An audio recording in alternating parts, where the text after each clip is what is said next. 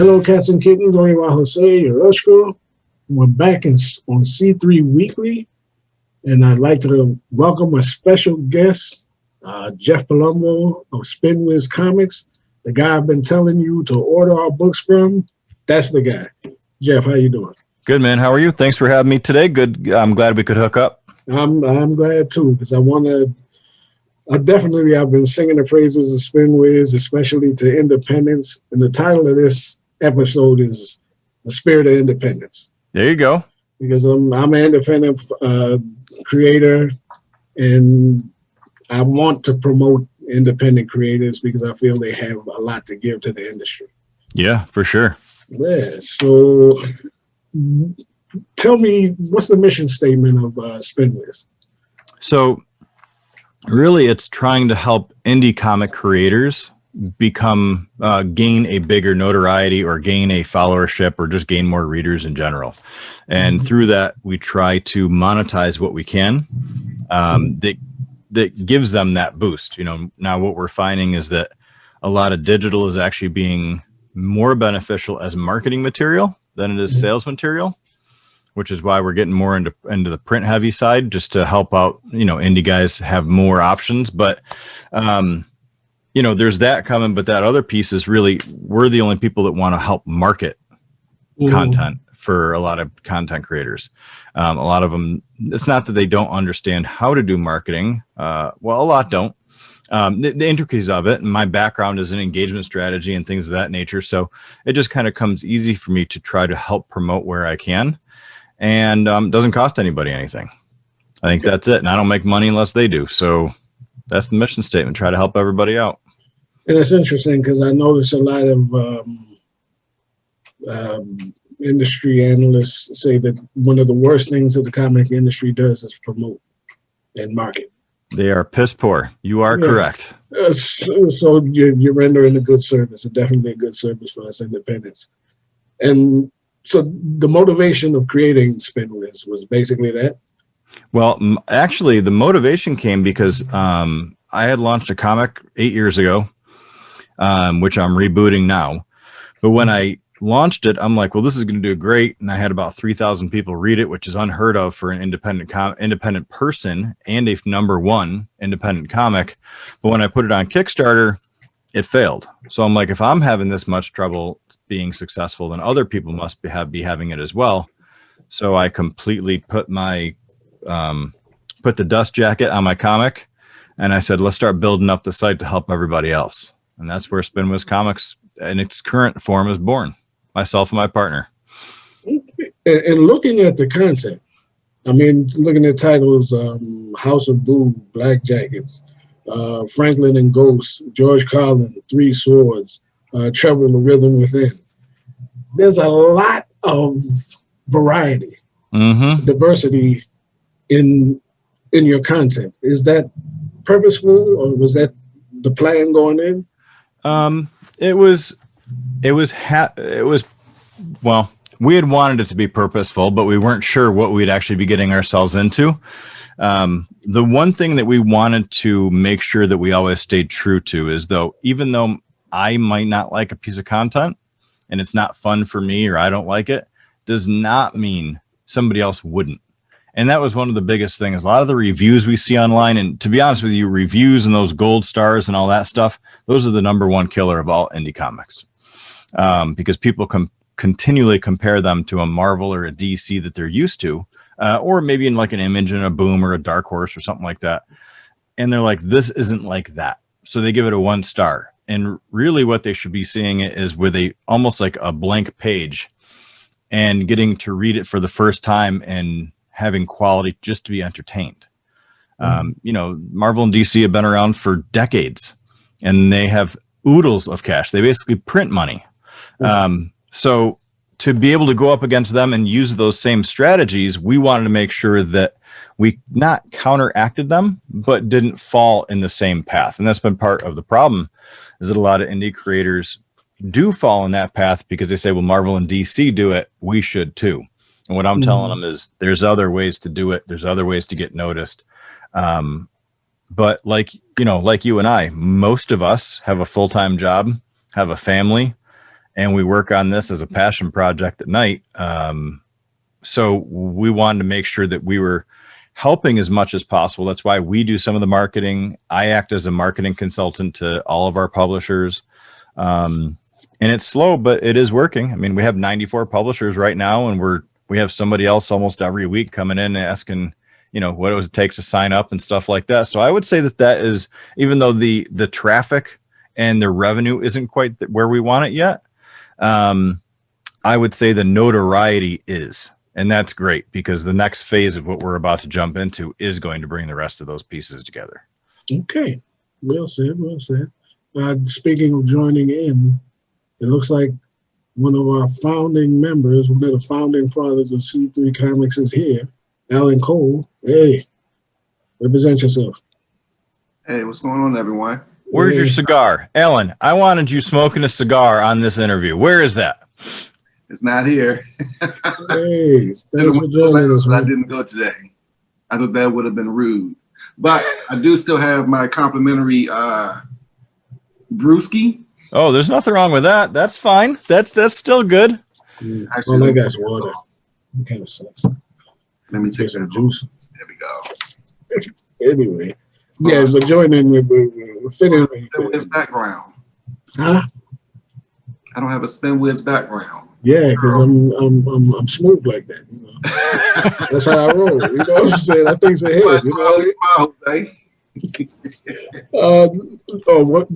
One question I did want to ask: when speaking of those who would like to join in Spinwhiz, as far as join the distribution ranks, what do you look for in someone to partner with? Well, we want people that are obviously open-minded to understanding that they need to take other avenues in order to reach readers. I think that's the biggest thing. We have a couple publishers on the site right now who want to use us as a store. And I've told them straight up, that's not going to work. Okay. Like there's 17 stores you can buy comics on, but the problem is that is not helping creators expand their user base and their readership, which in turn over time helps you actually generate more revenue. So I have a different kind of model, and we have to have people agree to that model. And granted, it's free, and we give 70% of the profit right back to the publisher. So that's all good, and it's non-exclusive and stuff like that. So it's really slanted towards the publisher. We don't take any of the IP. We don't do any of that stuff. It's really to help them out. So we act almost more like a consultancy or a middle distributor than anything else, with a helping hand. And I think that's where our big competitive advantage is now. Now, granted, in the next 2 or 3 months, we're going to see a big functional advantage coming up as well, which is hopefully going to turn a whole ton of heads and make all y'all a little bit more money than we have been so far. That don't hurt my feelings. So being that you're, because it seems like this is a very independent friendly experience. What do you think is the place of the importance of the independent publisher in the overall comic industry? Well, I think part of the why indie or small press or creator owned or whatever you want to call it, everybody kind of has their own term for it now. The biggest piece of that is the fact that they're unheard of stories, or they're new stories, or it's myths that we've never heard about because they're local, or they're from Iran or Africa or India or Japan, that are folklore that we've never heard about, that Marvel and DC doesn't pick up because it doesn't fall into their little box, right? And I think that's where indie really comes out, is a lot of these people, for them, it's passion based, and they're happy just having people read their content. Like they're, somebody coming up to them and saying, this is awesome. And granted, we don't have conventions right now, so that does hurt us a lot, because that's where a lot of our revenue comes from normally, is being at a booth and, selling out content. But I honestly think for indie comics, the biggest piece is hearing a different version or a different story that the big guys can't tell and don't want to tell. Yeah. So you hear most indie creators be like, I wrote this because I've never heard it this way before, or I wanted a comic that did this. I think that's exactly where you came from.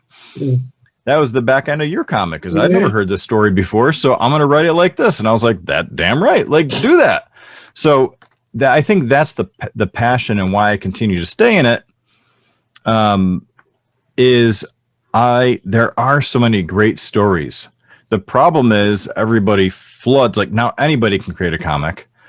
And so what can I do to help the really good comics in independent or creator owned or small press rise to the top? And how do I put a spotlight on them to give them a bigger chance of making it? And that's what I try to do on a daily basis. It's interesting because going over again, looking at the website, looking at the different titles that you offer, reminded me kind of two things. Early in the comic industry, where you had comics, crime, romance, but different before the heroes took over. You got your pulp and your other stuff. Yeah, exactly. Or if you go over to Japan, where you can literally write a comic about anything, food, about this, that, whatever. There's that flexibility that either used to exist or is basically being kind of stamped out nowadays. And that's my main appreciation for Spinwhiz, is that you can find a lot of stuff on there. It's not cookie cut. You know what I mean? And we have over 400 titles. So it's, a lot of people are like, well, you guys are small. And in the great scheme of things, yeah, we're smaller than Comixology, right? We're smaller than Graphite. But we're different. And we're smaller than, Drive Through or Indie Planet, or, although I would technically say we're probably on par with them now. But we do something that nobody else does, and we're about to do even more, because those sites really don't help you grow. They just crank out, hey, you could buy it here. Right. Alan, you want to add anything? Yeah, you just made an interesting comment about the conventions not being available right now. Do you ever see Spinwhiz actually hosting a convention, or not hosting? Because that's pretty difficult right now, even though that is becoming the new platform for a lot of people, not just creating comics, but creating their own independent conventions that, they host other people. But do you ever see Spinwhiz being at a convention? 100%. How do you choose to represent particular titles there? Yeah, our goal is to actually show up at shows and have a Spinwhiz booth and then share cost with the creators. Because, booths can get expensive, right? Like they could be, you go to New York Comic Con, I think those are what, $1,500 for just a little booth. What I want to do is go in and say, hey, listen, let's come together. We'll take half of it if you can take half the booth, and I'll buy out a mega space. So that, and I think that's the biggest problem with going to these conventions. It's not that people aren't going to see you. It's the fact that there's no beacon to alert people that people are under one flag. That's why people gravitate towards Image and Boom and Valiant and Dark Horse. They already know the names, but they also have these crazy booths from a marketing perspective that draw people in. And I'm not saying that people don't go to Indie Alley or Small Press Alley and the Indie Art Guys. Of course they do. That's where I hang out most of the time.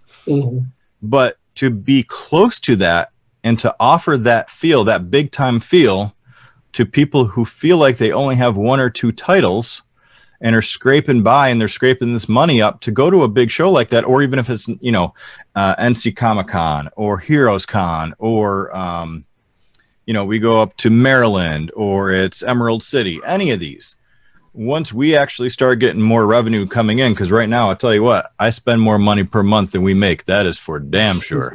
But once that changes, that is really the next piece of us is, all right, now we're going to put all of our money where our mouth is. We're going to show you why we're different. And I can't wait. And then we're all going to be hanging out after, and I'm probably going to have to buy people drinks. And so I'm going to have to put that on, write that off somehow. But again, the goal is I would love to see, Spinwhiz banners everywhere at a big event, all next to each other, but then have people promoting their own content. But it's not like, hey, What I've heard from some people is, yeah, we put this banner up or we put this this tablecloth on here because they helped us, but we don't really care. I don't want those publishers with me at the show. I want the people that are like, listen, this has value.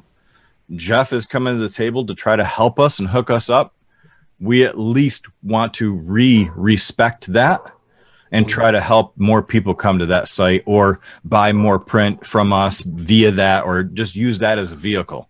Because I think that's where one of the three ways we're really going to differentiate ourselves once COVID is kind of locked down to a different percent, and then all the other stuff that, you know, guys like yourself and Alan have told me are gaps in the industry.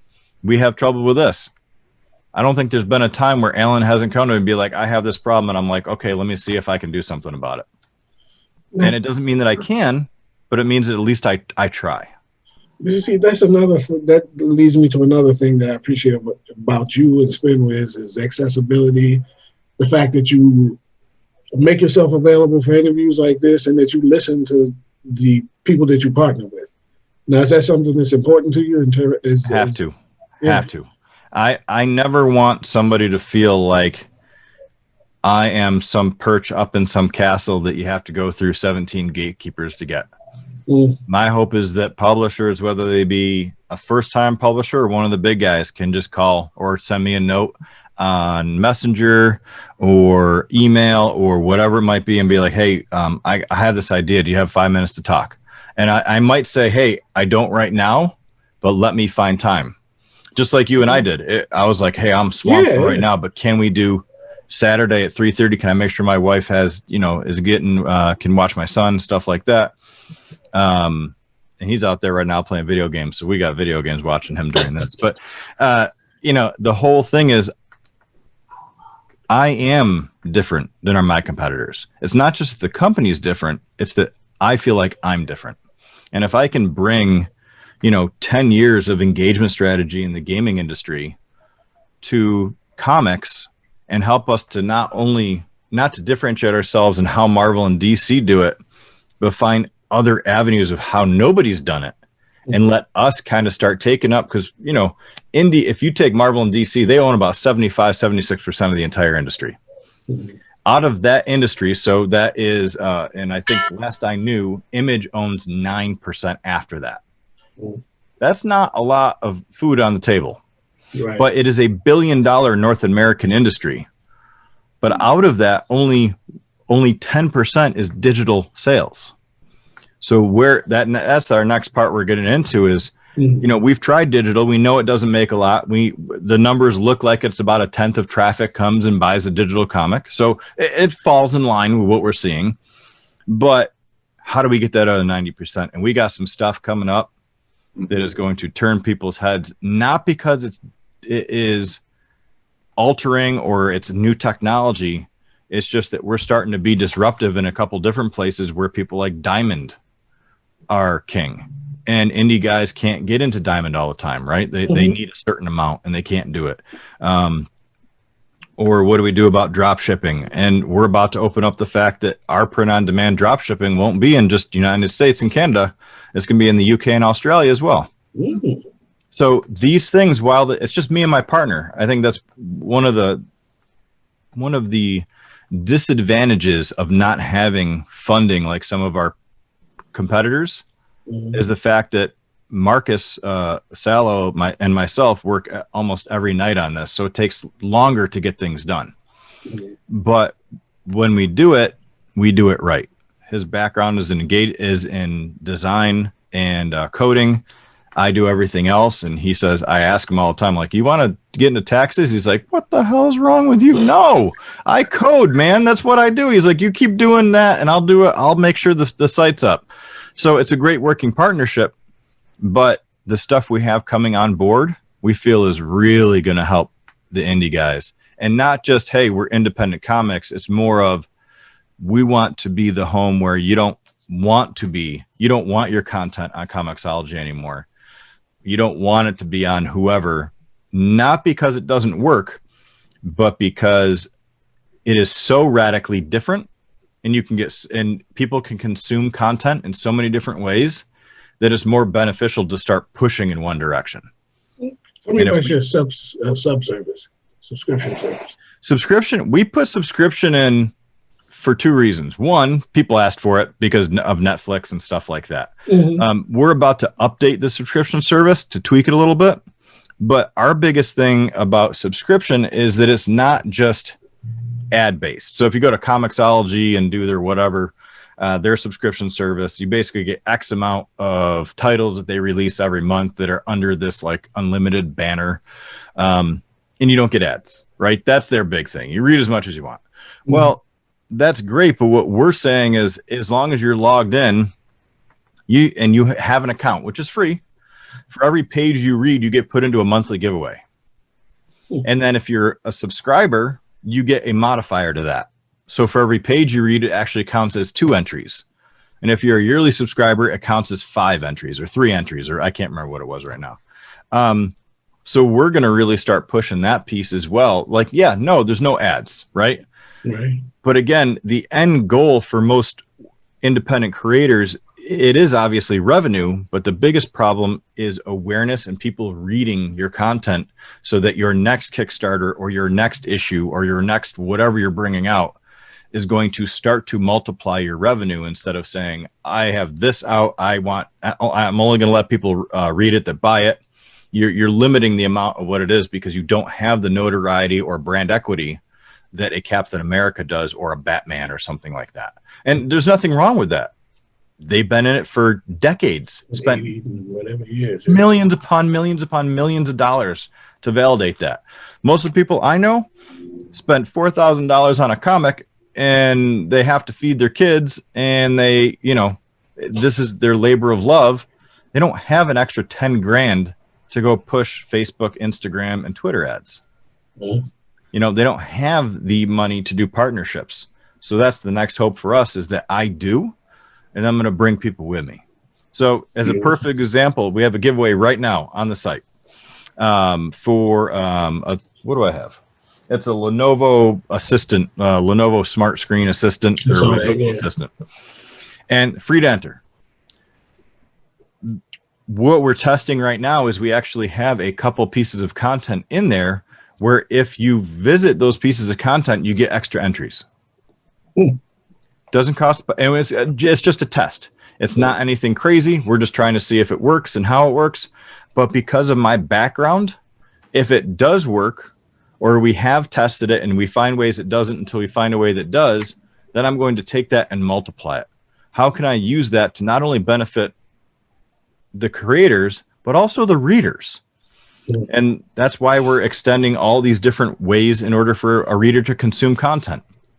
You're going to have readers that just want to read and they don't want to pay a thing. Okay, great. We have ads for you. We have readers that want to be on the site, but don't want to see any ads, but they're happy to help. They want to win some stuff. That's where subscribers come in. We have the potential for you to get discounts on digital. Awesome. But where you're really finding that next group of people who want to purchase are the ones that have read your content, whether it be for free or for a limited, a limited time it was free or they caught it or something like that. They were introduced to it. They liked it. You get them into the flow of a couple, 1, 2, or 3. And then all of a sudden when 4 comes out, you are increasing the likelihood of them purchasing or pre-ordering content or purchasing content that is exclusive or minimal, or meaning, maybe Alan is putting out a piece of content and there's only 20 of a certain cover and they're all signed. Well, now if you have gone from 10 readers to 1,000 readers, while they might not all be purchasing now, your likelihood of selling those print copies that are signed and numbered for $20 a piece instead of $4 a piece has risen drastically. Your next Kickstarter of who could potentially be jumping in and helping you has increased drastically.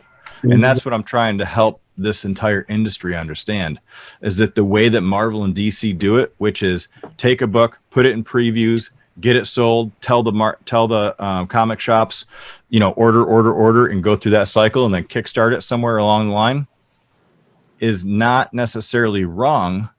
It's incomplete for what we have backing for, which is time and revenue, and a lot of people experience. Okay. So that was probably way longer than the answer of yes. Hey, that's fine with me. That's fine with me. I need the time. Yeah. So go ahead. Let me ask you a two-part question, Jeff. Yeah, man. One, you just said something very crucial about how, I guess the end game for a lot of people would be to get into Diamond. Mm-hmm. Does your platform, your company overall, plan to push through Diamond, and as the Spinwhiz platform, of course? And also, what do you do with, I guess, publishers that are on hand that do not consistently publish? Because I guess getting an issue 1, 2, and 3 and then waiting like 2 or 3 years can obviously throw a monkey wrench into your design, because once you start to build an audience and you're not able to continue with that audience consistently, how does that affect you? So let me answer your first question first, which was, are we going to be embedding ourselves into something that is integrating into what Diamond currently has, their structure? Well, something akin to Diamond. The short answer to that is yes. We are designing something right now that is going to be very disruptive to Diamond. But it's not disruptive in the fact that Diamond would even care. It's disruptive in the fact that, see, again, it's hard to get into Diamond, right? You need X amount, you need X amount of print. What do you do with all that inventory if Diamond doesn't take it or the stores don't pre-order it? You know, that goes to Ingram Wholesale or another wholesale company, or you keep it in your closet. You know, I'm trying to negate that.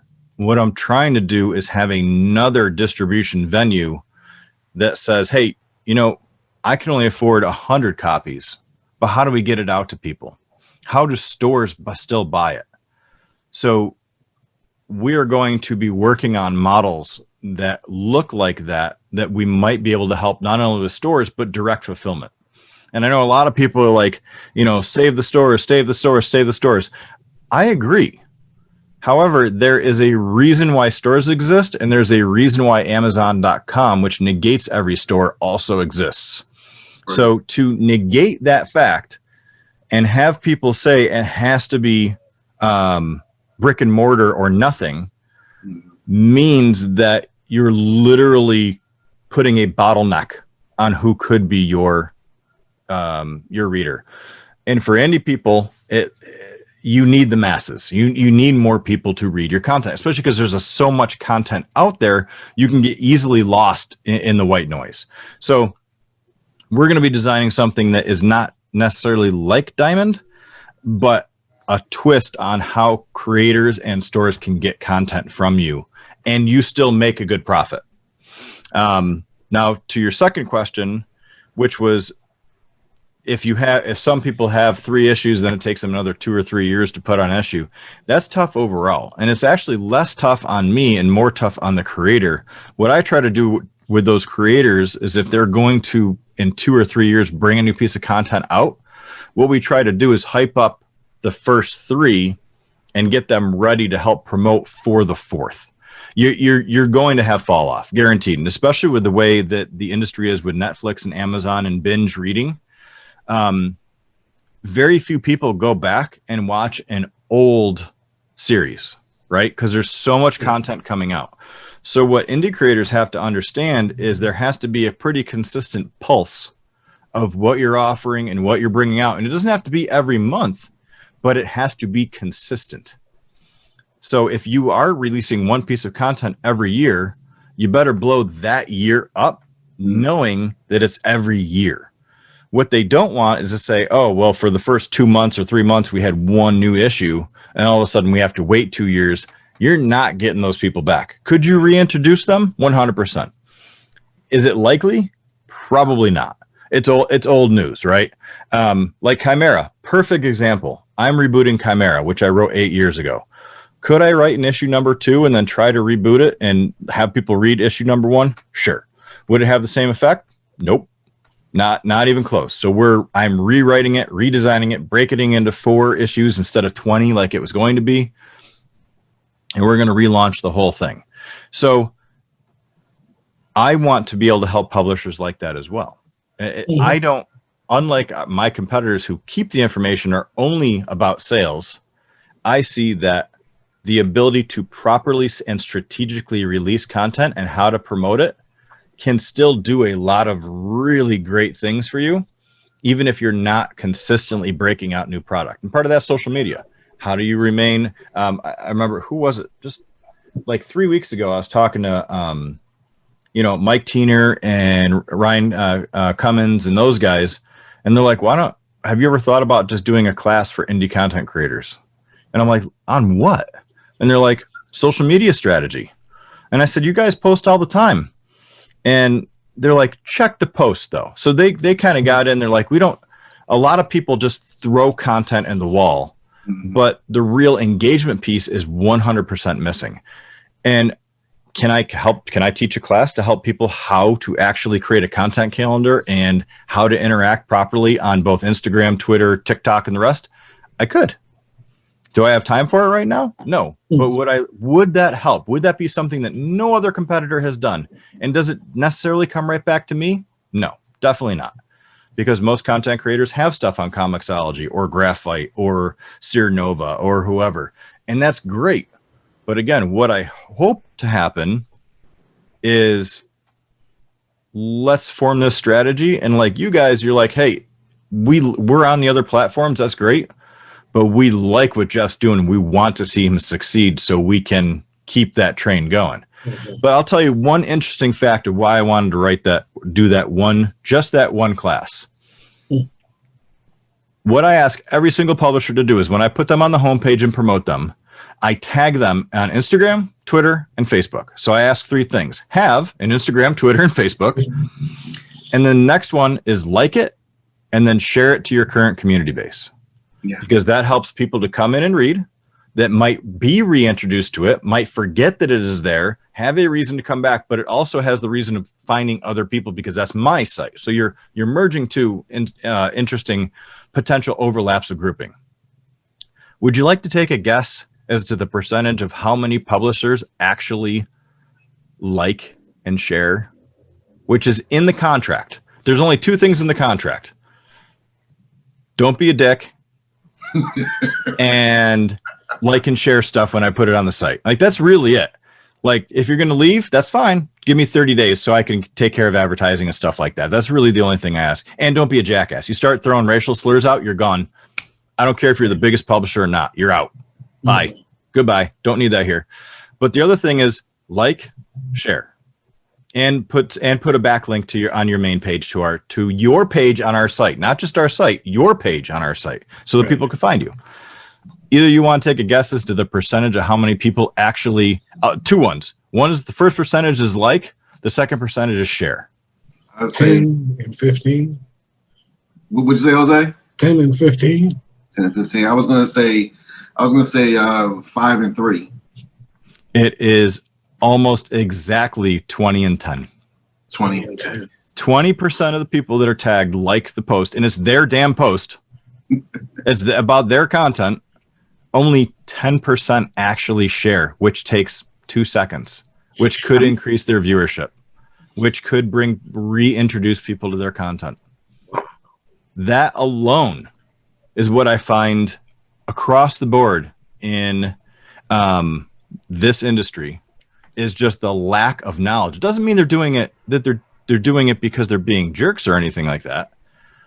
The reason is they're not thinking about it from that content creation, that publication. What they're thinking about is, I have content, I'm throwing it out, I'm going to post it on 7 different Facebook groups that all show up in your feed the same damn time, which is also 100% wrong.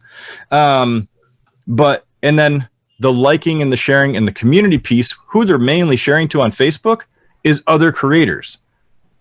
Might they be buying your content? Maybe, but doubtful. You're not expanding. Again, it's not expanding who is reading your content. So that's why, those guys are like, you should really just create a class. And even in the next note that I have, my next newsletter I have coming out, which is actually hopefully tomorrow, it's going to be a video newsletter of all the stuff we have going on. And that one thing is going to be, if I tag you, share it. It takes 2 seconds. It's not that it's just not inherent in people who are not trained in marketing. They're trained in being an amazing writer or an amazing artist or an amazing producer.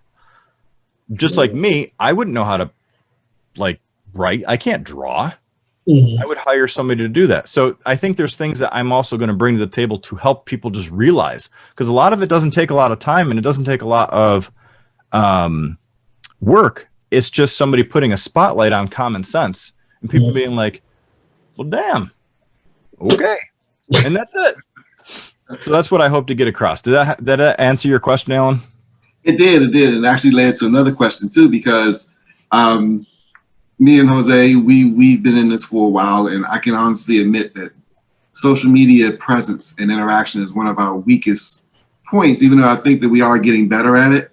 And it's been a very, very conscious effort to make ourselves be better at it. Like you said, just interacting with other people, engaging in their conversations and not just keeping it so focused on ourselves.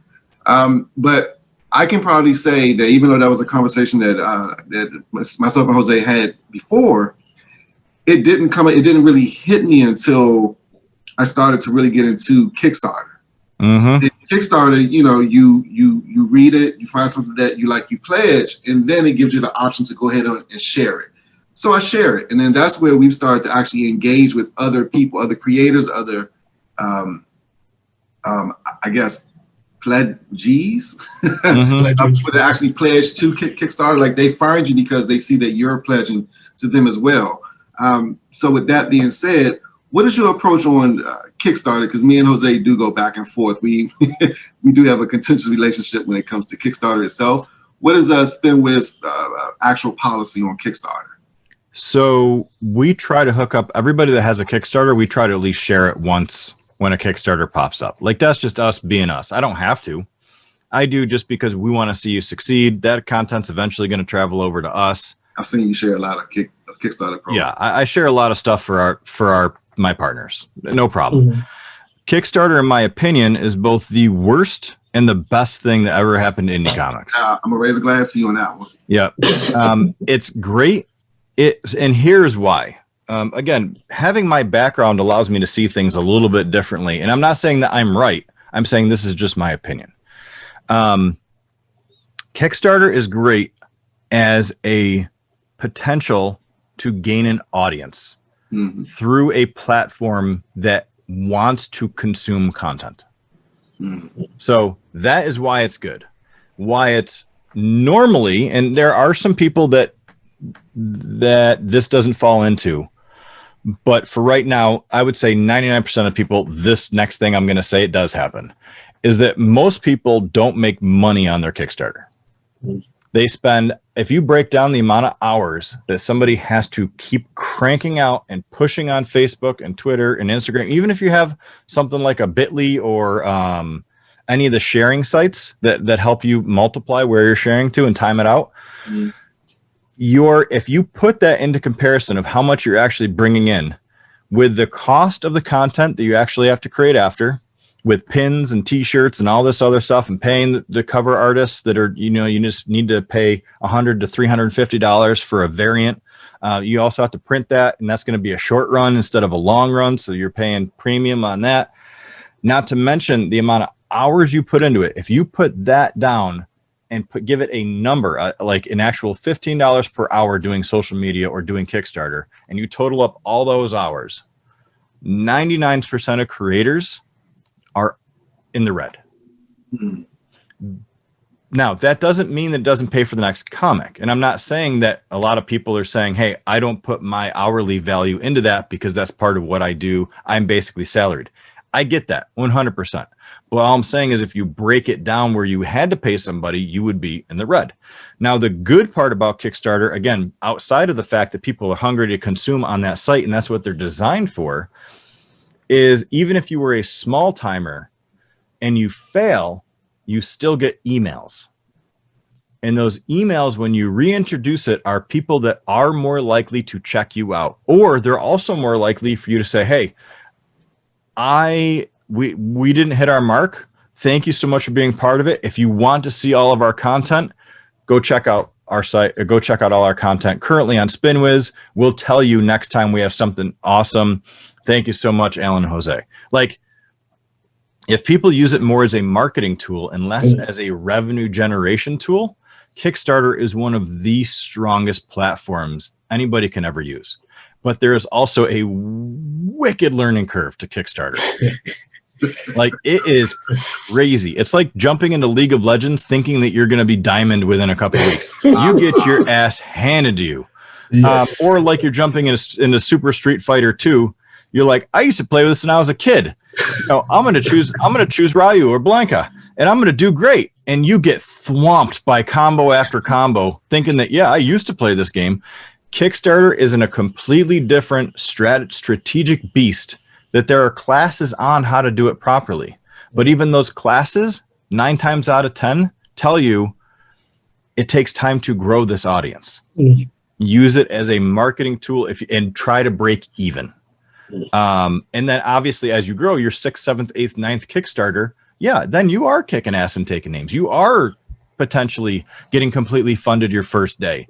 But then how many more, you also have to take to consideration of if we're going to go into stretch goals, how much do those stretch goals cost, and how many more people need to jump in and for me to clear them. And I think that's where a lot of people get lost. Would we do a Kickstarter like as Spinwhiz Comics? Probably not. Would I do one for Chimera just to get the marketing engine going and direct people to Spinwhiz? Hell yes. Even if I put it as it's a $250 cover for me to be on that site potentially, or to introduce other people, or say that, I take one of the ideas I had is we're going to take what are called the number ones volume 1. And that's taking Intrepid number 1, Chimera number 1, Black Jackets number 1, and we're going to make a volume number 1 that's 230 some odd pages long and put it up there. That's a fantastic idea. And that can introduce old content, new content, with the one thing where it can't be dead content. Right. Because dead content's not going to get you anywhere. So if you are one of the publishers that want, like, hey, I released this in 2012, can you put it in there? No. Because nobody wants to read your crusty ass content. They want new stuff. They want the new hotness that they can talk about with their friends, that they can share about with their friends. And there's so much new content coming out. It is hard to get back into the old content because so many people are putting out brand new content that you're behind. So that was one of the ideas we had. Put it up on Kickstarter. Again, put it in for $500. These are all paid for. That asset is already 100% paid for by every publisher. And if they can make a little bit more on it, but it directs to Spinwhiz, because for Alan specifically and you, Jose, number 8 of Intrepid is about to go up tomorrow, right? You have 8 issues that people may not know about. How do we generate people, more viewers, to read 1 through 3 and then start purchasing 5 through 8? And how do we attract different groups, different demographics of people? Kickstarter is a different demographic. So it overlaps 100%, but the consumability and how they choose to consume is completely different. Digital versus print or collectible. Kickstarter, you get into a lot of collectible people. True. So, and I could go on and on about what we're about to do. And that gets into some of the stuff that we are building out right now, which is going to turn people's heads, because they're going to be like, wait, what? We want to be the one source that you can get digital, print, collectibles, and any way you want to consume content, you can do it on our site, and it's what's best for the reader and how they want to consume it. And we will have gates and processes and revenue according to each one. That's what we are hoping to do within the next 6 months. Okay, so that pretty much settles the last question that I was going to ask you. And I thank you for your time. You're very gracious with your time. I appreciate that. And I was going to ask, 5 to 10 years, where do you see Spinwhiz? So 5 to 10 years from now. The easy answer is, if I say that, one of our competitors could jumpstart it quicker, because right now it's just me and Marcus doing it. No spoilers. So I will say this. Being the fact that my full-time job is in the gaming industry, the technology and gaming industry, I don't think that anybody doesn't know that I work for Lenovo full-time. And that I'm the global e-commerce, or the global esports solutions manager. So I have a lot of background in engagement and strategy and all that stuff. I will say this: in 5 to 10 years, if somebody mega hasn't come in and been like, we're buying you out because we either love what you're doing or we don't want you in the space and we're going to buy you your own private island. Like that's one thing. I don't think anybody will say anything about that within 10 years. Not to mention I'll be 54 by then and my son's going to need a car. So I'm going to need something like that. But that's not the goal. I'm just saying that if somebody with deep pockets like an Amazon or an eBay or a Netflix or somebody comes in wanting to get in this space and offers us literally buckets of cash that could change my life and I can help publishers along with that, it's going to be difficult to say no. And I don't think anybody can fault me for saying that. No. But outside of that, knowing that doesn't happen and that's like a shooting star, like a unicorn, we are going to be getting into some emerging technology. We have a couple potential patents in place that we're submitting right now that, how can I say this, will be directly relational to the current technology that is coming out and allowing people to consume content in a completely different method. So think of what is happening in the space right now from a content outside of comics. I'm basically going to take things that are already being seen outside of comics, and I'm hoping to be one of the first ones that brings comics into that fold, which will set us completely apart from everybody else. I can tell you one thing that's actually pretty interesting with your format, and it didn't really click in me for a while, but because of my background, which is in telecommunications. God bless you. Good Lord. Spinwhiz is like a blooming Apple TV of comics. Meaning Apple TV itself is the method by which all the different apps can be distributed to people. So you get to choose which apps you want to do, what device you want to have the apps on. And then they even have their own Apple TV Plus, which I would assume would be Chimera and any other Spinwhiz exclusive products that you guys come out with. And I think that method, once the pandemic is kind of over, because I think that the pandemic actually has prompted comics to push it further than what people thought. You know, it wasn't the demise of the retail stores. It did force people to kind of create and look outside of, oh, I'm going to go here and get this. They still want it. They still want the digital. They still want the print, but they want to be able to consume it at their convenience, which I think Spinwhiz does actually bring. Looking at it in that way, I do think within 5-10 years that you will be able to become the Amazon of comics. We are, yes, and I appreciate that, and God bless you, because you actually touched on a couple things where I'm like, oh God, you're going to give it away. But I will say this in a different format. People are consuming content at a radical rate right now. So I have taken I've spoken to different people about how we can alter how people are viewing videos, and not necessarily TikTok and stuff like that, but I mean movies and reading books and magazines. And how can I not only bring that into comics, but how can I take that next step where I can also trigger it into books and magazines and movies? That's interesting. So that's my 5 to 10 plan, is to allow people that are going to be partnered with me to have so many options and new age options of how to consume that, yeah, Marvel and DC are always going to be there for sure. They're not going anywhere. They make money hand over fist. But to show that it is a different format, and because right now, like I said, I don't know if Alan, if you were on the call or not yet, I told Jose that most people fall into Marvel and DC do it this way. I'm going to. And what I'm trying to do is restructure and say, great that they do that. You're not them. This is the way we're going to do it, and attract different readers for different ways and different methods. and expand in a completely different path. People just have to give me time because it's just myself and my partner. And if money starts coming in, we already have staff members that want to come on board that have already told us. So it's not like we're just on the cusp of something that could be really, really cool. The announcements I have coming under a non-disclosure agreement tomorrow in that video that I'm sending will be some stuff that will blow your damn mind. Looking forward to it. Hey, I'm telling you, man, you're on the ground floor. Hey. Yeah, I mean, and it is the ground floor. Like I've been told, they're like, we don't want to work with Spinwhiz because you're too small.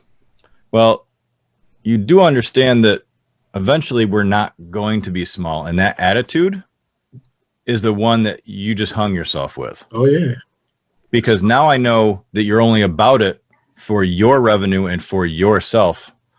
And since it's free too, I mean, if I charged you for it, I would be like, yeah, I get it. But since it's free and doesn't cost you anything, we load all your content, there is no reason for any independent creator anywhere in the world to not come to us and say, at least put our stuff up on the site. We want more people to read it and the potential for sales. That's very true. Okay, with that, like I said, Jeff, I appreciate your time. It was very gracious with your time. You guys are the best, and I'm much happier being online with two people that are better looking than me, because it really makes me look, it really ups my game. Yeah. And my wife's gonna see this, and she's gonna be like, "Wow," she's like, "That is three damn good looking men right there." I'd be like, "If it was just me, I lose that effect." Okay, you won't argue with you. Too humble. You're too humble. Yeah. All right, so everybody, I hope you appreciated the content here and the wisdom that Jeff laid down. That's it here from the Crisis Corner, and we look forward to seeing you next time. Stay loose. There y'all. Stay loose. I love it.